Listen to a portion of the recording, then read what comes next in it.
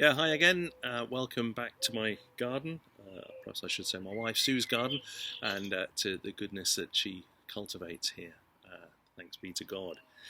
Ephesians chapter 3 and verse 7 says this is Paul writing, remember, I became a servant of this gospel by the gift of God's grace given me through the working of his power.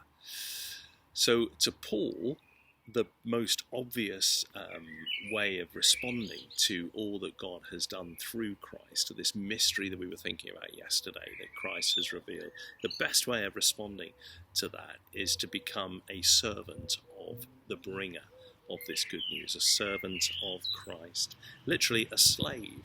Paul now has set his heart, has given his life to serve God, Jesus in whatever way he can. And the way that Paul can do that, the way that Paul will go on to do that, is by sharing this good news, by spreading the gospel across the Gentile world of his time.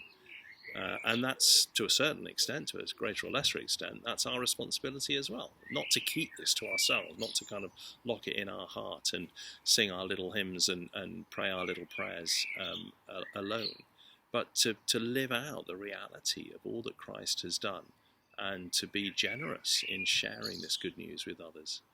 Now, we're not necessarily called to go on great, long, distant missionary journeys as Paul was, but we do all have tongues and lives, and we have friendships, we have opportunities and abilities to share something of what is good, what we're excited about, what is thrilling in our lives with other people.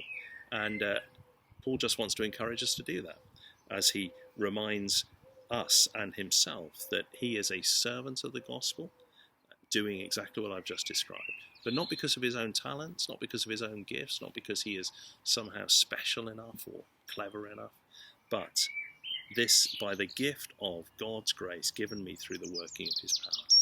This power, the power that brought Jesus back from the dead, the Bible tells us, is available to us. We have this same power, this incredible power to be able to share something of Christ to the people that we know and love and care about. And so let's not hesitate. It's difficult, isn't it? But by God's grace, he's given us the skills to do it. So let's make use of those skills and involve other people in all that we can. God bless you. Let's pray. Father, thank you for the gospel of good news that has come to us. Help us to take those opportunities that you give us to share that with others, with generous hearts and love. Amen. God bless. Take care. See you tomorrow.